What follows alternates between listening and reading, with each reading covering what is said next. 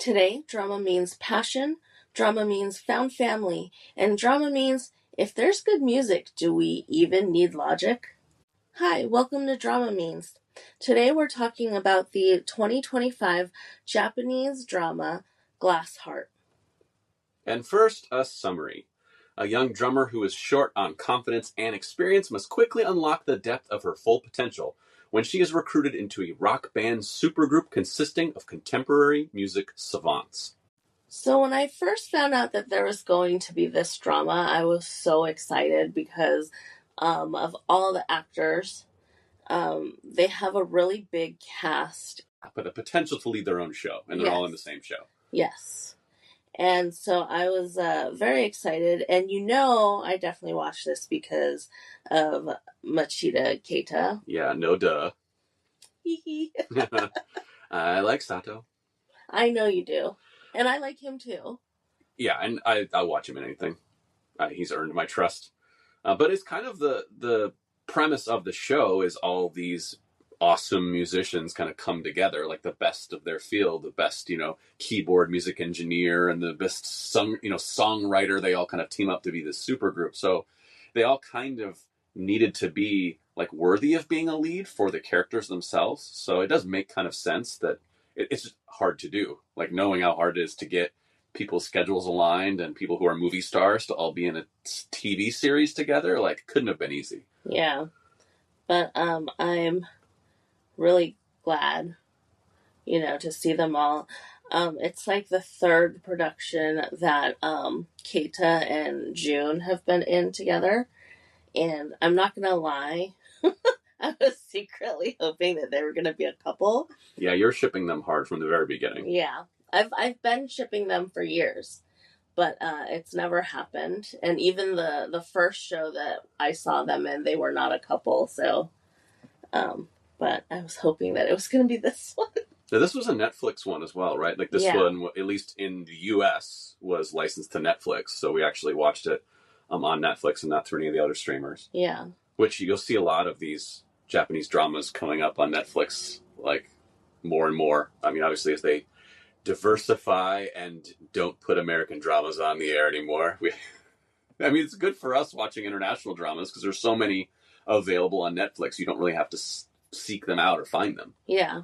So, as I said this, I was very excited to watch it. Then we watched, I think it was like the first 2 episodes, and after the second one, I'm like, not sure we're going to go back to more. Yeah. It was an almost immediate drop. I had a really hard time, gearing myself up to watch the next episode. I think it's funny because I think normally I'm the quitter. I'm the one who's like, ugh, why do we got to watch more of this? You're like, no, just stick it out. Give it 4 more episodes. And if I watch 2 episodes and you haven't gotten me, I'm done. But this was more you. Like, I was like, no, let's go back to it. I think it's okay. It's not that bad. There were some good things. You're like, I don't know. Yeah, I love the music part of it, but I just felt like, especially Sato's character, Naoki, he felt like such a caricature to me. Like the stereotypical tortured artist genius. Yes. Yeah. And I just feel like it's so stereotype, right? And it's just like, I also have an issue when this is like real life too. Like, it doesn't necessarily only pertain to this drama.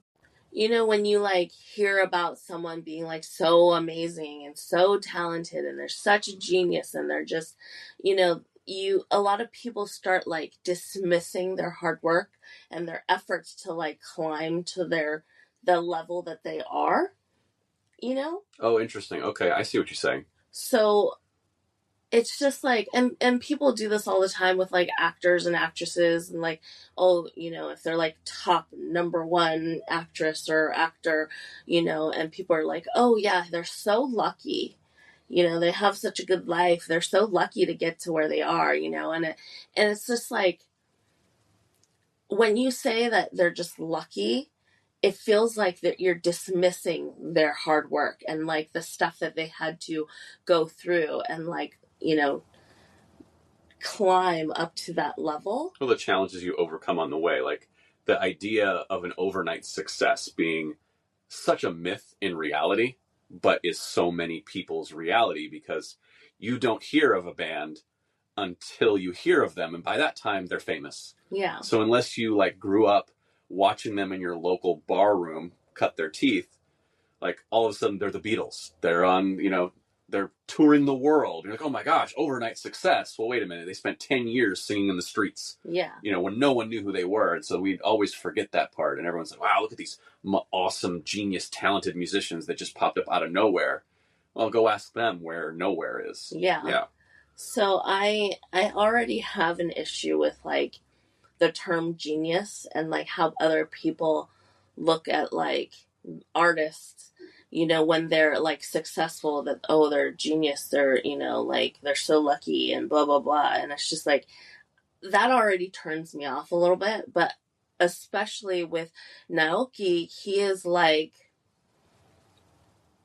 they already paint him as this like, mad scientist kind of feel, and like it just feels so stereotypical. It felt to me like the portrayal of like genius as someone who like thinks they know what genius is, but like has never sat down with any geniuses. Like, yes, there are the kind of eccentric, I don't want to call them weirdos, but let's just, for the simple term of like, oh, eccentric weirdos, like they're kind of off and they're kind of off kilter. There is that exists in the world. But I do think it would have been nice to see a little bit of a different flavor with this kind of genius. This felt a little antiquated in a way. And honestly, it feels a little one note after a while. It just kind of feels like, oh yeah, there he is again in his manic state being geniusy. And maybe that's more fun to act and more fun to watch, I guess. But I wish they could have found some nuance in the character. Yeah. I wanted his character to be a little bit more grounded, I guess. Yeah, I mean, the other thing I'll say, too, where I thought you were going before, was a lot of times as a society, we treasure and lift up genius over hard work. So you put two people, and they've done studies about this, you put two people next to each other and go, well, this one worked really hard to get where they are and at the top of their field. And that's not that impressive. This person is a natural genius. People are like, oh, natural genius. That's interesting. You know what I mean? There's some weird psychological thing that we all go through when we hear about talent because it feels so foreign to us. Like, as a non-musician, watching, musicians, you just showed me a video of a violinist playing a song by hearing it half a time. Like, that's mind-blowing to me because I'm an idiot when it comes to music. But that's the same thing, like, a musician would say that about maybe an actor or maybe a director. Like, I don't know how you visually assemble this. And so it's just the mystery of it is interesting, I guess. And that's why people trend towards genius over bootstrap hard work type folks. I don't know. But even if you're like born with a certain, talent or affinity towards a certain skill, like, yeah, that might give you a little bit of a head start, but you still have to like work and train really hard for it, to get to like, God level or whatever. So it's just. Well, there's that saying, right? Like, hard work will outcompete genius until genius decides to do hard work. Yeah. You know what I mean? So I already felt like that character was I couldn't relate to it. Yeah, I was thinking the whole time, I wish they would have gone a little bit of a different route, because I liked the dynamic of her. She's being taken under his wing, and she's waiting for him to share his genius, and his genius isn't shareable. Like, she's barking up the wrong tree. She needs to find her own genius, and she can use him for inspiration, but he's not going to show her how to be a genius, right? I would have much rather him not work very much. Like, he wants to go to the carnival. He wants to do this. He wants to F off. He wants to go to movies. And she's like, wait, but when are we going to practice music? And then inspiration hits him. And then he's like, we're in the studio now. And here's where we go. And it's like, now you do music.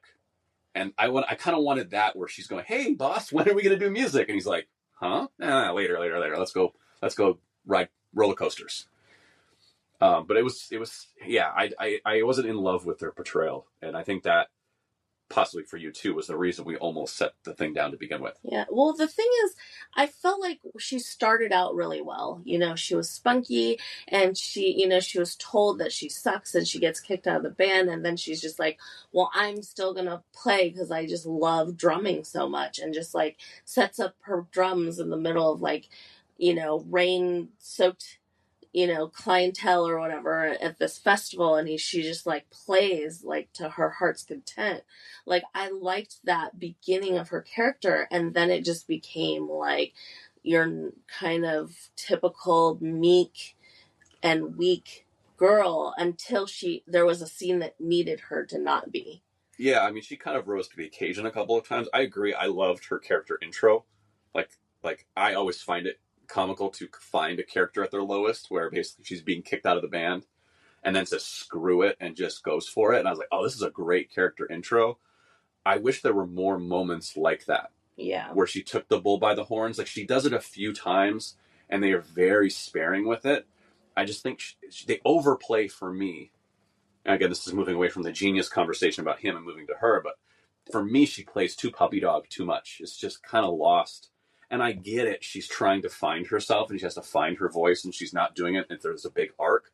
I get all of that. So anyone's like, you idiot, that's how dramas work. I get it. At the same time, it just kind of felt like, man, stand up for yourself. Like, come on. I felt like her character arc was too forced. Mm-hmm. And so it didn't feel like it flowed. Yeah, and like, it felt like she kind of had to be dragged along despite herself a lot. And I was like, no, I want you to be dragged along to a certain extent. And then I really want you to like seize opportunity. And again, we get there kind of in the drama, but it felt like so much of it is the rest of the cast just kind of dragging her, kicking and screaming, like to the point where she's like, I'm going to quit and go back and deliver food. And you're like, what? You've been given this opportunity. And at the first sign of adversity, you're like, nah, never mind. Shut up. Like, I just wanted to strangle her at that point. Yeah. It's just, I don't want to use the word stupid, but I felt like she was pretty stupid. Well, I mean, do you want to talk about the boat? The trapped on the boat scenario? Yes, that is like my most hated like scenario ever, because none of that to me had any logic to it at all. No. Like, I don't know why their dressing room's on a boat. I don't know why the boat, like, if the artist's dressing room is on the boat, why the boat would ever take off, even if homegirl is like, yeah, go ahead and take off. Like, the captain would be like, no, you got us booked for like 4 more hours for the dressing room. Like, that even makes any sense. They literally had like a little like off-screen voiceover line where it's like, oh, the boat's in the shot, we got to get it out of the shot. But I'm like, you're telling me planning this whole event and none of your staff was like, hey, if we put the boat here, it's going to be in the shot, until the day of when they're about to shoot. Like, that makes absolutely no sense. Also, just going to say it, they're shooting on the water. What's wrong with a boat being in the shot? like I had a boss who we were shooting and it was raining. And we're like, what do we do? It's raining. He's like, yeah, sometimes it rains in the world. We just keep shooting. We'll shoot. Now the scene is in the rain. Sometimes it rains, guys. Yeah, so it just felt really dumb. And then, like, you're telling me that this space is, like, yes, it's the makeup room, but it's also, like, that's where usually the makeup room is where all the staffs, yeah, like, they hang out. Yeah. Like, the makeup artists are there to do their makeup. It's not like she just goes in there and she's like gonna do her own makeup. Like, yes, there are some artists that will do some of their own makeup, but like there's crew. That is where their camp is. And so it just makes no sense that there's 0 people on this boat that they can be like, oh, let's just take the boat away.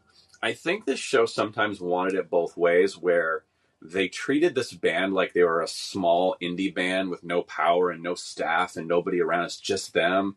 But but then at the same time they can commandeer like speedboats and like do an impromptu concert on the water. And like they're doing this massive, not that it was a New Year's Eve show, but you know what I mean? It's a massive live show that they're headlining. Like they're doing like Justin Timberlake level like performances, but at the same time they don't have any assistants. Yeah. Like, wait, which is this? Are they the small indie band, or are they the headliner at this major thing that can corral this crazy performance on the water out of thin air? Like, yeah. Which one do you want, guys? And I'm sorry, if you're not already prepared for it, it's not going to be impromptu. Like it just takes way too much like crew members and staff to set that stuff up, that to be like, oh yeah, let's just gonna go find this boat and then we're all gonna play on this. It's just live, by the way. Live. We are like out logicking this to death, though. I will say, like, none of the audience is probably going like, what are the logistics of this water concert? I literally watched this scene and I wanted to hurl. Like, it was so bad in my opinion and so coerced, and it's just like, and it just didn't. Cheesy. It's cheesy, and it didn't really give anything for like your characters, because it made her completely ridiculously stupid. Well, it gave him a hero moment. That's about it. Yeah, it's just cringe. Well, I mean, it gave him a hero moment, and it gave him an opportunity to be like, hey, like, we're not going to perform without you, even though people want us to. Like, you're part of the band. We're coming to you. Again, it's so over the top and ridiculous that sometimes I think this show went there with that kind of stuff, where I was like, maybe that's the style of this show, but it only felt like it was the style and scenes they wanted it to be. And all of a sudden, again, this fantastical, crazy waterbound concert out of nowhere with a band that can't even afford to pay rent. It's like none of it is sound logic. Yeah. And let me tell you, producing live TV is really hard. And you don't do it with all of a sudden the drone is flying over and the helicopters are all coordinated. That stuff's hard. Just saying. And maybe you don't care about that out there in internet land, but I do. I think most people don't care about that in internet land. Absolutely. They probably saw the cool moment, and the thing is, yes, when they were playing the song, it was cool, like, and the song was good, and we're like rocking out, but it was just like, ugh. But can we go back to like homegirl that locked her on the boat? Oh yeah, because she's terrible. Like, why are you sabotaging to that degree? Like, this is an opportunity that this band is going to, like, let's say you hate the drummer. But that's literally it. Her reasoning is, this drummer is going to ruin this band. So you know what I'm going to do? I'm going to go and ruin this fucking band. I was like, that makes no sense. Exactly. Like, I'm like, what is your goal here? There's like nothing smart about any of this. And it's just, again, there's no logic. Like, I get her not liking her because she's a nobody and the rest of them are established, and she's like, wait a minute, you want to start a super group and that's your drummer? Like, really? Her? I get it. But after everyone in the band is like, yeah, it's her, like, you're the manager, no offense, shut the fuck up and do your fucking job. Yeah, that's your job, to make it work. You know who you work for? The band. Exactly. It's so stupid. And then like at the end it was like, oh, I was mad because I realized I had no talent to ever compete and like be on the same level as Naoki. So I'm mad that this girl who isn't as talented as me can be on the same stage as Naoki. And I'm like, well, you can go fuck yourself. How about that one? Yeah, it was dumb. Like, we're not here to like baby your insecurities. Sorry. I'm angry. That scene specifically made me so angry. Like, I was ready to drop it right then and there. Yeah, I know. And I thought, like, when they got rid of that character, and there was even like talk of like, oh, that character will come back. Like, they were like, oh, you need to like go and like reevaluate, and like when you come back, it's like, back? No, you're out of the band forever. You are dead to me. Yeah. What do you mean come back? That's literally sabotaging like everything that you're working for her own like hang-ups. Yeah. Like petty hang-ups. You're putting yourself before everyone else. Yeah, there's no loyalty in that person. Like, no. Fuck that. I want nothing to do with that human. Anyway, anger. Moving on. I really didn't want, okay, secretly I I wanted Jun and Keita to like be a couple. I didn't really want it because I secretly have this ship, you know, and so I just wanted to see it play out. It didn't work for the show. It worked for your actors in your mind. Yes, but it's my ghost ship. Okay, so I did have like these ulterior like motive thoughts of like, oh, they'll be a couple, but I didn't really want that for the show because I wish there was no romance within the band members. Like it wasn't about that. It was just about music. It's about people wanting to get together and create music, which is kind of like what this show was supposed to be about. And then they had to throw in some kind of romance into it, and it was just so like, again, it was cringy. I honestly don't remember the romance at all. It came towards the end, but like she realized that she was in love with him, and then like she confessed, and he wasn't really like, he didn't want to open that door, but then in the end, and then they were a couple, and I was like, ew. But don't remember that. I must have blocked that out. I mean, to me, this is a show about people who are trying to be great. Like it's a show about wanting greatness out of yourself, and it's about maximizing, like we said in the summary, it's about maximizing your potential, not copying someone else's genius, but how do you become a genius at what you do, and that is being you. And also doing what you want to do without everyone else telling you what you need to do. Well, that's the one thing I think I skipped over when we were talking about his genius and how it was portrayed. Is the one thing I think was portrayed well is how when you are a genius, how everybody wants a piece of you. You know, his former band, his former manager, his mentor, his mentees, his current manager, his brother, like everyone, the fans, everyone wants a piece of you. Even her, she's like, I want a piece of you. Tell me what your genius is. And it's like, I just want to do this thing, and doing all your things prevents me from doing my thing to be great. And if you would just leave me alone and let me be great, I'm going to show you something great. And I think that, to me, is like when you are a genius, everyone wants their piece. Yeah.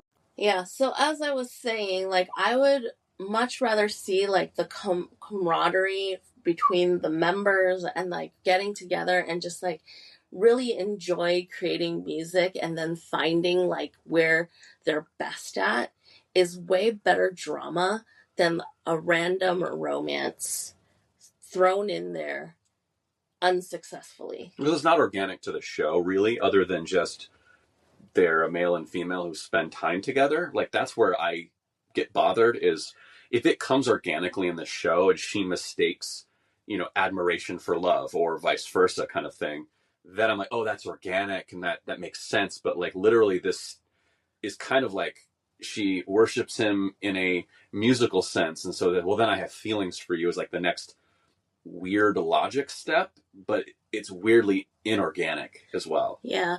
And as I said in our last episode where we talked about Resident Playbook, I don't believe that just because, and I know the close proximity is like a trope and stuff, I don't believe that just because you spend a lot of time together means that you will fall in love. You know, I understand some people do, and that's like when you click with people, sure, you know, and you, of course, you can fall in love with people, but like, it's not a must. Well, it doesn't feel earned in this instance. Like, it just feels like they felt like they needed to add it, and it felt wedged in. And I think you're right. I think the whole thing would be a little cleaner if they raised it and just killed it right off the bat, or just never went there. Because it's again, it's not really what the show is about. It's kind of a side quest that feels completely unnecessary for this show and these characters. I agree.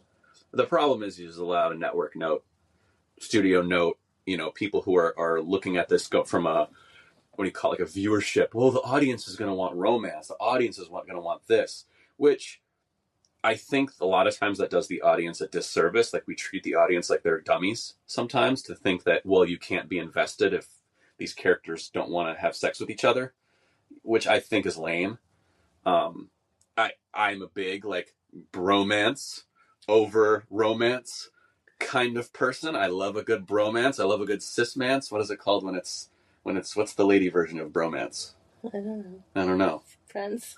Friends. We're just friends. You know what I mean? But I think that camaraderie, like you're saying, is to me sometimes more interesting, especially when people start off and they don't get along, or they don't respect each other. Like watching her gain the respect of the other band members to me is way more interesting than, oh, she's in love with them. Is she going to confess her love? It's like, oh, we're in high school drama now. Who cares? Yeah, it's cheap, it's cliche, and it's just honestly lazy. Yeah. Well, should we talk about what a good part of the show was? The music. The music. Which I always get nervous. Like any movie, TV show about music or screenwriting or like stand-up comedy, I'm like, man, if you're doing a show about stand-up comedy, the stand-up in the movie better be really good. And the same thing with music. Yeah. And I really, really enjoyed it. To me, that was like the best part of the whole show is the music. And the fact that they had so many new songs and different styles of songs. That was what was most impressive to me. It wasn't just they had their one song that they play in every episode. Oh my god. But like they actually like produced music for this in a really successful way. I don't know how else to really put it. Yeah, I've watched so many shows where it's like a band, they're, making a band together and they're like friends and they're doing the song and then they finally succeed and then they get to have their own concert and they play the one song that like they played it's like their one hit wonder kind of thing. It's that thing you do. Yeah. Yeah. I mean, even the Lycan drama, like that, they kind of revolved. I mean, they had like two or three songs in that drama, but they more or less revolved that drama around that one song. Yeah. That they just released for the drama. So I was kind of expecting that, where I was like, that's a pretty, like, that was well done to me. It was really well done. It helped that Lycan was already a group, so they played and performed their old Lycan songs but then there was that one Mars song, right? So I was expecting along those lines, and I think they did a lot more in this. Like they arranged and rearranged, and they changed genres, and every musician in the drama had a different style, and I just thought it worked. Like that was probably my favorite part, and I've always had the back of my mind. I'm like, God, the melding between musicians and TV series, like there's something here. Using a TV series to launch an album, like such a good idea, but the music's got to be good. Yeah, and I feel like the only other one that like really had a bunch of like songs was My School President, where like they released several different songs as they were like performing the songs and stuff, which was really nice because there's like new music and we get to listen to them and then put in our playlists and stuff. Right. But for this one, it was really nice, and then you go on Spotify or Apple and all that stuff. The album's there and all those songs are there and you're like, fantastic. And then just recently, which was like my favorite song, was the 10 Blank and Overchrome collab. For him and his brother get together. Yeah. And that one was not on Spotify when they released the show yet. It was nowhere to be found. Yeah, and everyone's like, where's that song? Where's that song? Which like recently it got released and it's like, although it says it's a live version, so I don't know. I haven't listened to it yet, but I already put it on my playlist. But that like came out this week. Yeah. Yeah. Yeah, so I was really, really happy about that, and it's just like, and that's the thing. Even like the guy that plays his brother, Suda Masaki, he's also leading. Yeah, he's got such an interesting look, and especially in this, he's such a creeper sometimes, and. Like we haven't metal. He's metal, but also kind of creepy. Like he's like emo metal. Yeah. Like he's a little stereotypical in his own right of this emo metal. Like I don't care about nothing, but then he kind of does because he like saves that fan and that whole thing. Like that whole thing was very very strange. But they kind of went around and did a loop de loop on his character. But where they ended up together, fantastic. I thought that was awesome. Yeah. So those are the types of relationships and connections that we want to see rather than the fake like romance. And it's just, If the show would have gotten to the brother thing quicker and that sibling rivalry / reverie, you know what I mean? Like they totally respect each other and hate each other at the same time, and it's complicated and messy because they're both kind of geniuses in their own way, and it is hard work versus savant. Like, yeah, that's the show, guys. yeah, That's the show. What's the rest of this? Like, no. yeah. Stop. No cutesy moments and bullshit. Lame kisses. Ugh, don't do it. Yeah, so I that was definitely my favorite part of it. I do think they pulled it back for me as we go in and talk about the ratings. Like, for me, that stuff pulled it back from a lower grade. Like, this could have been a really in the depths gut watch of like, ugh, more of this. But I did find myself finding something to want to see in every episode, especially when we got into that part in the music. And I was like, okay, that's interesting to me. Yeah, also the guy that plays Naoki's ex-manager, like he's also a big, like, especially back in the day, he used to be a heartthrob, and he was leading man material, but his character was also like so over the top and like so mustache twist twirly. Yeah. And it's just like it's so caricature-y, and I'm not sure, but I feel like this a manga before? I actually don't know. I think it is, but I don't quote me on that, but I think it was. Yeah, I forgot to look that up beforehand, but I do think it was a manga at first, so maybe like the manga is very caricature-y, so then therefore this is like really caricature-y, but I really, really wanted it to be grounded and more organic, and I, other than the music, like I can't really say the acting was good. Yeah, all the actors are very good. I mean, again, they're all lead material type people. Yeah. No one's bad in this. I think some of the choices might be not the greatest, and the character choices, but the actual execution, these are all old school pros. Yeah. I do have to say though, like, the one thing I do like about Akane's character is that it doesn't ever get to the point where, like, it's never catfighty. No. So, like, even though that the manager had, like, locked her in the boat, like, she never really, like, it never really got to her, and, Well, yeah, I mean, that's not really her character. Like, I mean, that's maybe also a problem with her character. She doesn't stand up for herself very much, even when she's being totally screwed over by someone that has no business sticking their big fat nose in the band's business, damn it. Like, yeah. But also, like, I kind of liked her dynamic with the other female pop star that, like, originally had a thing for Naoki, but then also was like, just wanted another hit out of him. Yeah. But then, like, completely going insane, realizing, like, all her hits were, like, written by Naoki. And she's basically nothing without him. Yeah. So, like, but I do like how it was Akane that really pulled her out rather than it being Naoki and or anyone else. But it was, like, someone that we thought was, like, her rival and they weren't really friends, or, like, they're fake friends.